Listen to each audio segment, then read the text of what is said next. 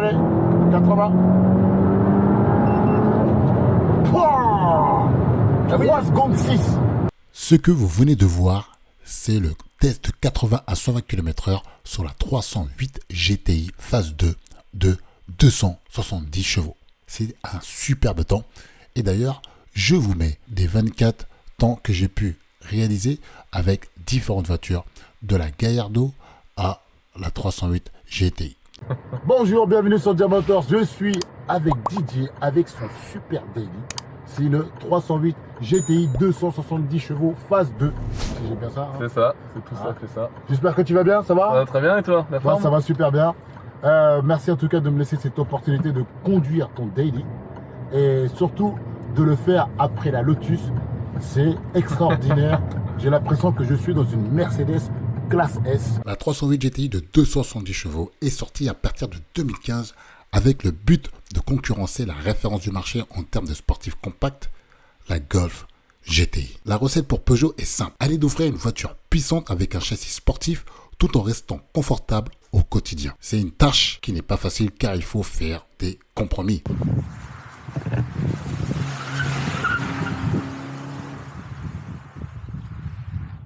Cette tâche est donnée dans le département compétition de Peugeot Sport. Tu les connais, ceux qui préparent les voitures de sport de rallye et les voitures de 24 heures du Mans. C'est eux qui ont préparé cette 308 GTI et la 208 GTI by Peugeot Sport. Le point fort de la Peugeot est de réussir à concevoir un châssis avec des suspensions simples, sans suspensions compliquées pilotées, qui sont très coûteux. C'est là que la magie de Peugeot Sport fait des miracles. La mise au point par des spécialistes de la compétition se sont penchés sur cette voiture et ils ont réussi à avoir un super compromis entre sportif, mais en même temps confortable. Tous ces ingrédients font qu'on parle d'une voiture pas comme les autres, malgré son physique passe-partout de Monsieur Tout-le-Monde. C'est pour moi un vrai slipper par excellence que tu peux trouver dans les alentours des 20 000 euros. Passe à la vidéo en faisant le tour à l'intérieur de la voiture, puis un petit essai dynamique. On va voir l'intérieur. Là, on est à l'arrêt de la voiture. J'ai reculé à fond. Je fais 2,02 m. Donc, c'est normal qu'il n'y a pas beaucoup d'espace. Mais comme je fais 2,02 m, c'est compréhensible. Donc, moi, je ne peux pas rentrer là. C'est normal. Mais, voilà, la voiture vue de derrière. Vue de derrière avec les pédales. C'est quoi? C'est en alu? Ouais, c'est un petit pédalier alu, ouais. Pédalier sport alu, avec le pommeau de vitesse. C'est sobre, propre. Avec le toit, ça c'est pas mal ça. Ça c'est pas mal du tout. Donc, et la possibilité de reculer encore plus pour aller très grand. Donc ça c'est quand même à souligner parce que c'est pas toujours le cas. Le coffre. Voilà le coffre. Alors moi j'ai kiffé ces astuces là avec pour pouvoir mettre ranger les sacs de course. Ça je trouve c'est super simple, ingénieux. Bah, tout normal, t'as rien. C'est un ingénieur. Donc le disque dur il tourne bien. Voilà, c'est ça.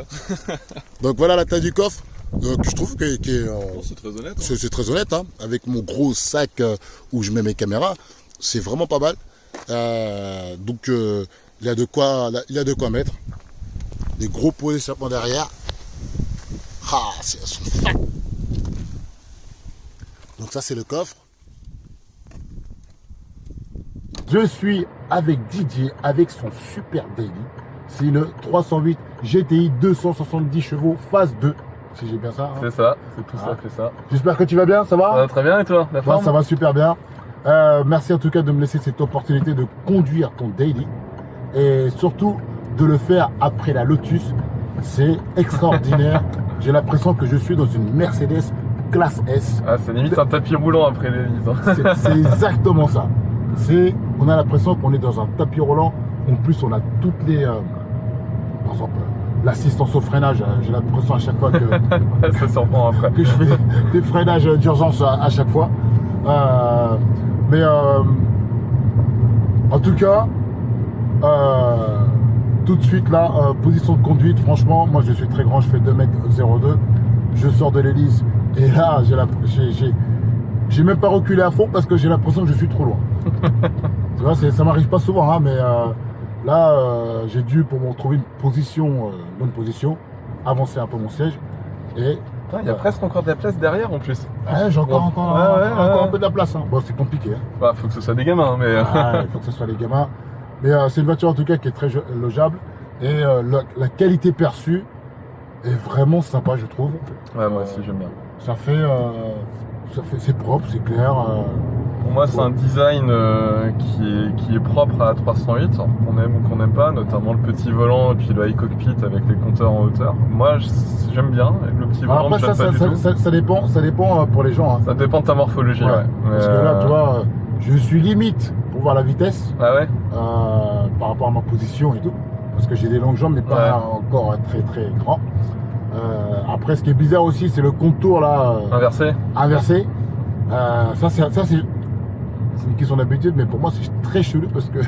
Alors ça, c'est un petit clin d'œil à Aston Martin, on va dire ça comme ça. D'accord. Ok, ça c'est. Ah ouais, bon, il faut comme les Anglais maintenant. Non, franchement, moi j'aime bien. Je trouve que ça, en termes de qualité perçue, ça a rien à envier à une Golf. Et De toute façon, c'était la cible. Hein. C'était la cible, ouais. Mais voilà, moi, je voulais pas une Golf. C'est vrai que dans ce segment-là et dans cette gamme de prix-là, le choix logique quelque part, c'est la Golf. Moi, même si c'est une très bonne voiture, c'est pas ce que je voulais. Je voulais une voiture qui soit un peu différente des classiques allemands. Ouais. Alors tu me diras, tu prends une 308, t'en croises à tous les coins de rue. Ouais, c'est vrai, mais je voulais chercher aussi quelque chose d'un peu. 308 GTI, on en voit quand même. Par contre, GTI, on n'en voit pas, mais comme c'est mon déni, je voulais aussi quelque chose qui soit assez sobre. C'est-à-dire que le mec qui s'y connaît pas, c'est une 308 parmi tant d'autres, tu vois. Un vrai slipper, parce voilà, que c'est un peu ça. Je suis complètement d'accord avec toi. Parce que cette voiture-là, les gens qui la connaissent pas, ils pensent que c'est la diesel du coin.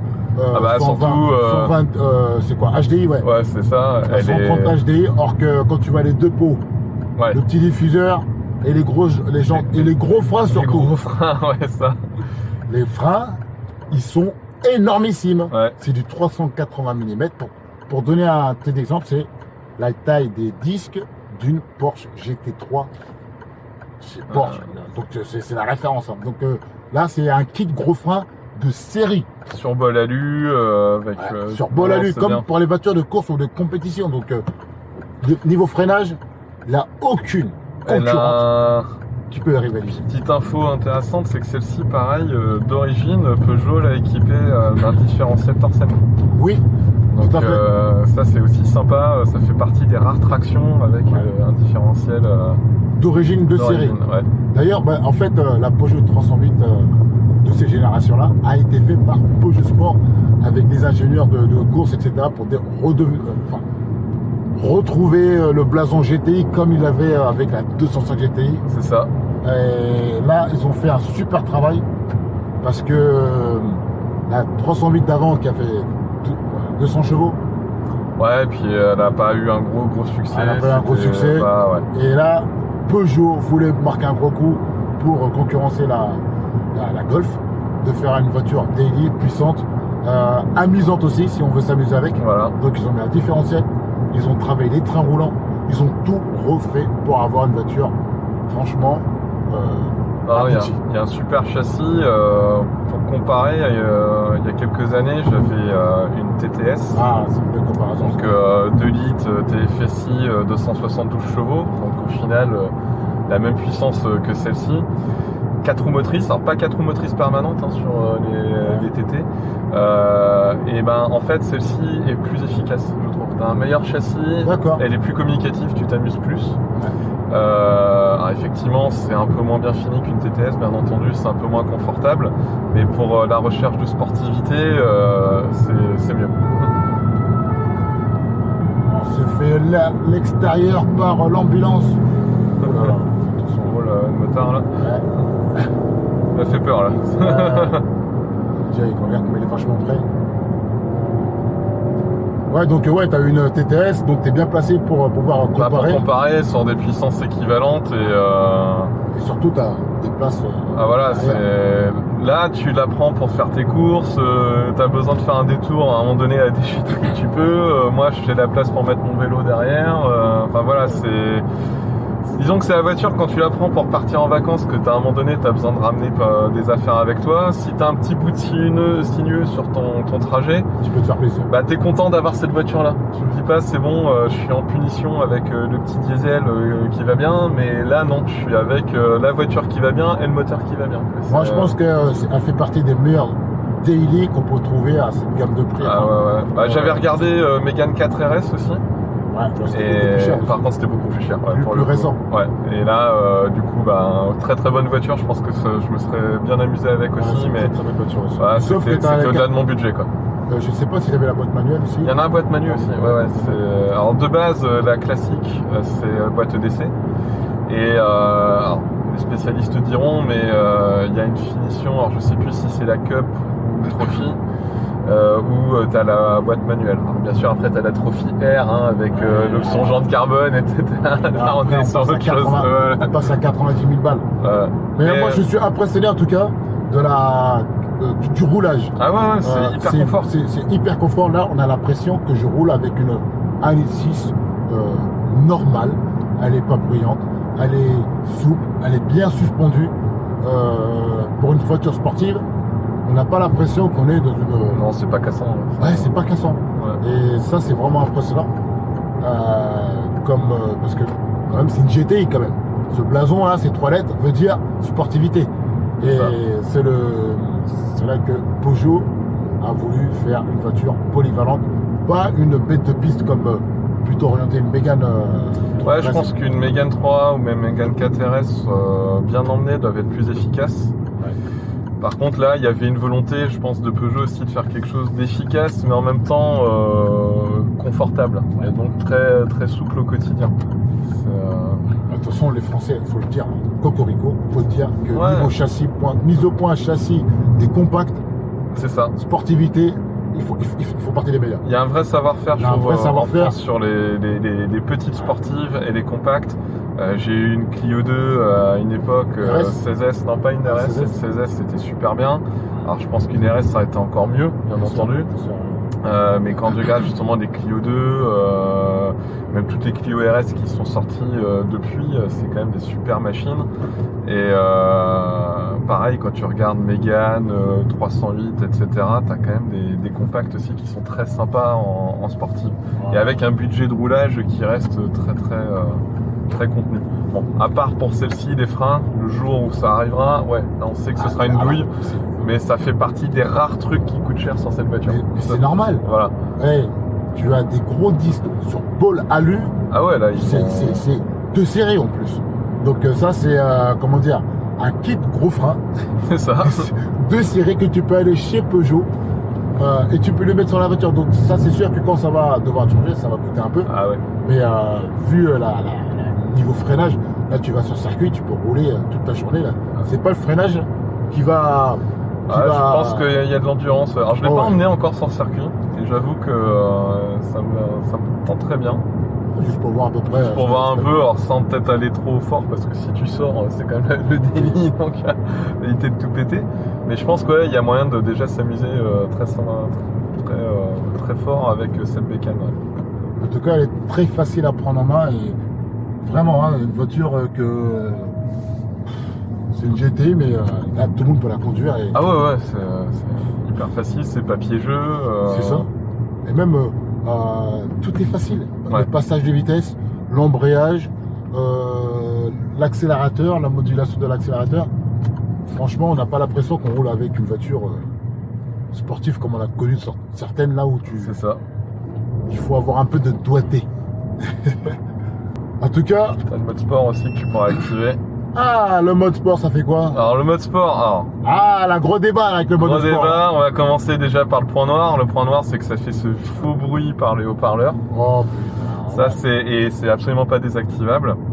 Après, là où c'est un petit peu plus sympa, t'as ton volant donc qui devient un peu plus ferme, un peu plus rigide, Ok.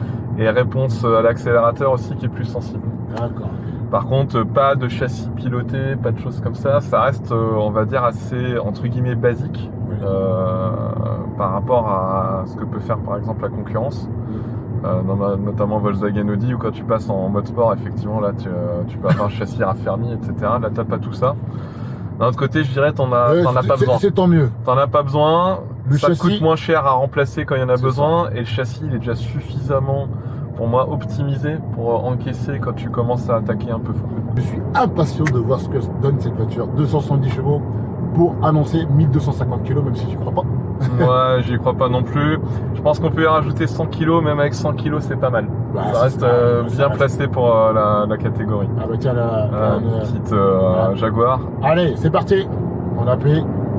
Là, ça monte. Allez, ça commence à pousser. Allez, 80. Pouah 3 secondes 6. Ah ouais, tu vois, j'en ai pas pensé. Wow, moins de 4 secondes, monsieur. Danger permanent sur 2 km. Pour un daily pépère, enfin, elle est pas pépère. Hein. Elle est pas pépère. Détrompez-vous, elle est pas pépère, mais 3 secondes 6. 3 secondes 6, ouais. Tu vois, j'aurais pensé peut-être un chouïa en dessous de l'hélice, mais Ah, ouais. On a quand même une bonne seconde en dessut. Hein, Une bonne seconde, une seconde 2.